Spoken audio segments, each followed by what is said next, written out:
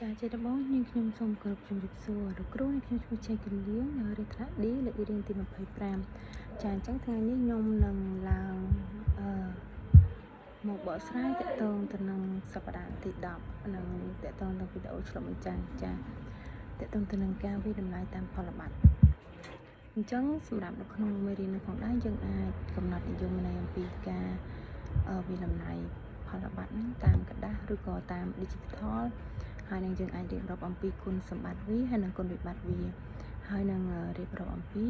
ចរិតលក្ខណៈផលបត្តិដែលមានប្រសិទ្ធភាពហើយនឹងសារៈប្រយោជន៍ផលបត្តិ digital ផងដែរ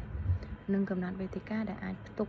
ផលបត្តិ digital ហ្នឹងប្រើប្រាស់ក្នុងការបង្រៀននិងរៀនតាមមុខវិជ្ជាទម្លាប់ប្រើប្រាស់ផលបត្តិដើម្បីតាមដានការរីកចម្រើនរបស់សិស្សផងដែរចាអញ្ចឹងសម្រាប់មាតិកាមាន6ធំទី1តកតងទៅនឹងការវិតម្លៃផលបត្តិអញ្ចឹងពាក្យថាផលបត្តិឬក៏យើងហៅថា portfolio ហ្នឹងមានន័យថាគឺជាដំណើរការនៃការប្រមូលហើយនឹងវិតម្លៃ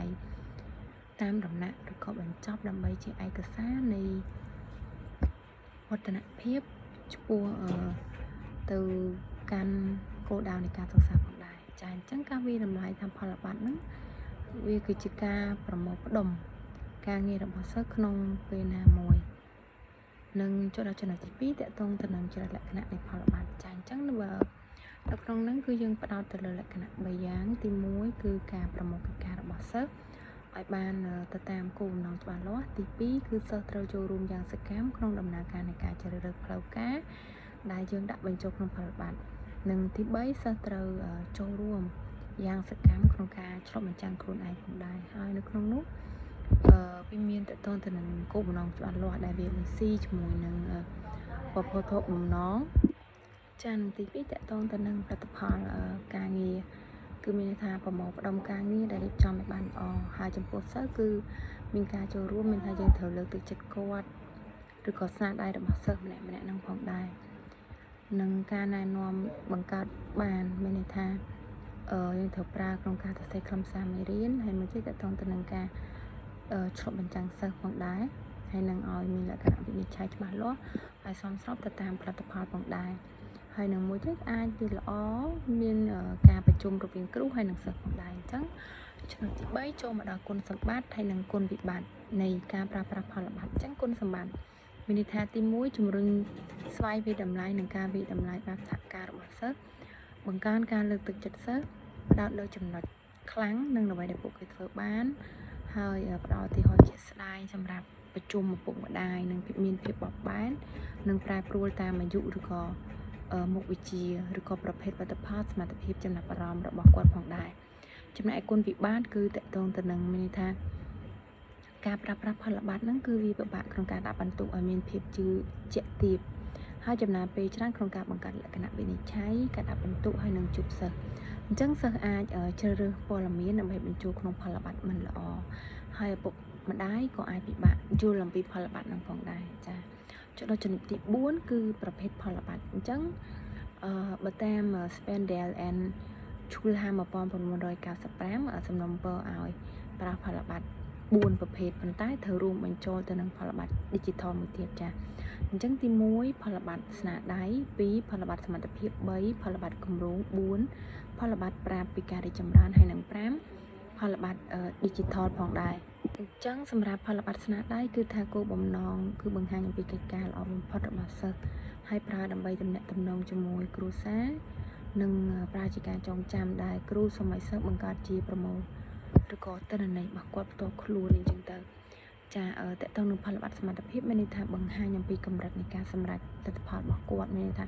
គាត់ធ្វើដល់គោលដៅរបស់គាត់និងចំណុចទី3ផលបត្តិគម្រោងហ្នឹងមានន័យថាប្រើដើម្បីចងក្រងឯកសារបញ្ចប់នៅជំហានដែលគាត់បានធ្វើទៅយក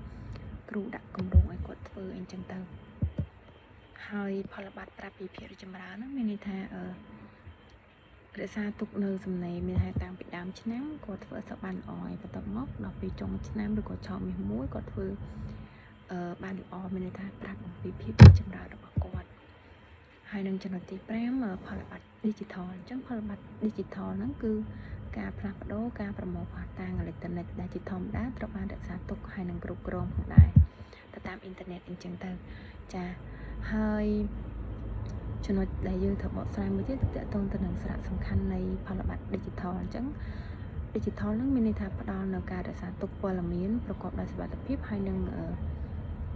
ប្រសិទ្ធភាពផងដែរសិស្សអាចបន្ថែមឧទាហរណ៍ឬក៏ការឆ្លុះបញ្ចាំងហើយក៏អាចទាញសន្និដ្ឋាននៃខ្លួនឯងមានន័យថាងាយស្រួលប្រើប្រាស់និងផ្លាស់ប្ដូរទីតាំងបានចំណែកឯចំណុចទី5តកតងទៅនឹងការរៀបចំហើយនិងការអនុវត្តតាមតម្លៃផលប័ត្រអញ្ចឹងយើងអាចតាមជំហានរបស់វាមួយៗអញ្ចឹងទៅកំណត់គោលបំណងកំណត់រចនាសម្ព័ន្ធហើយ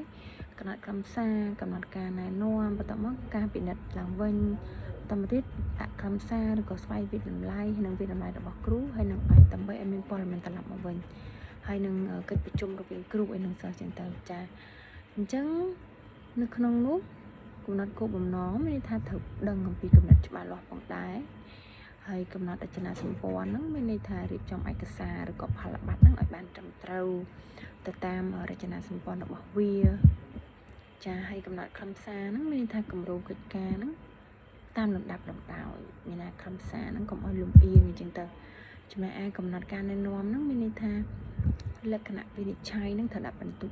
ឬក៏ភាពជាម្ចាស់និងសហការឲ្យបានត្រឹមត្រូវពិនិត្យឡើងវិញជាមួយសិស្សមានន័យថាពន្យល់អំពីផលប័ត្រហ្នឹង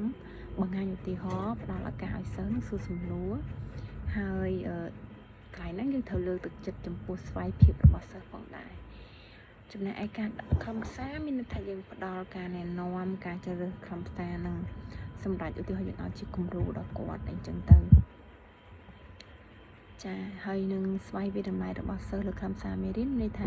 បង្រៀនគាត់ឲ្យចេះវិភាគហើយនឹងរិះគន់កិច្ចការរបស់ខ្លួនមានន័យថាគាត់ធ្វើហ្នឹងបានល្អអត់ឬក៏យើងអាចប្រាប់ជាតម្រុយឬក៏ជាសំណួរដែលយើងបានដាក់ឲ្យគាត់អញ្ចឹងណាចាហើយតកតងមួយទៀតទី8ដែលយើងបានរៀបរាប់មិញហ្នឹងវាតម្លៃគ្រូឲ្យតែព័ត៌មានត្រឡប់មានន័យថាវាតម្លៃគុណភាពរួមនៃបណ្ដុំផលប័ត្រហ្នឹងហើយកិច្ចប្រជុំរវាងគ្រូហើយនិងសិស្សហ្នឹងមានន័យថាត្រួតពិនិត្យខ្លឹមសារមេរៀននឹងឡើងវិញឬក៏បង្កើតទំនុកចិត្តនិងបញ្ជាក់ពីគោលបំណងនិងដំណើរការផងដែរឬក៏យើងអាចពិភាក្សាគ្នាអំពីវឌ្ឍនភាពនៃផែនការសកម្មភាពដែលដឹកនាំដោយសិស្សនឹងផងដែរ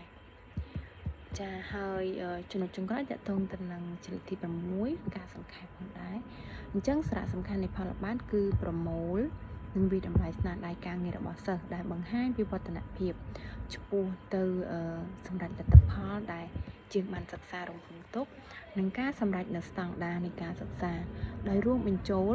នៅគោលការណ៍នៃការវិតម្លៃអនុវត្តជាមួយនឹងស្វ័យឆ្លុះបញ្ចាំងផលប័ត្រនិងផលអេឡិចត្រូនិក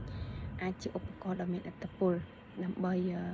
ការលម្អការសិក្សារបស់សិស្សជាមួយនឹងភាពបត់បែនរបស់គាត់និងភាពងាយស្រួលក្នុងការវិតម្លៃលក្ខណៈបុគ្គលហើយអាចបង្កើនផ្ដល់ព័ត៌មានត្រឡប់ប្រកបដោយអត្ថន័យរបស់សិស្សម្នាក់ៗផងដែរចា៎អញ្ចឹងសម្រាប់ចំណុចមេរៀនតកតងទៅនឹងការវិតម្លៃតាមផលប័ត្រហ្នឹងគឺមានប៉ុណ្ណឹងចា៎សូមអរគុណ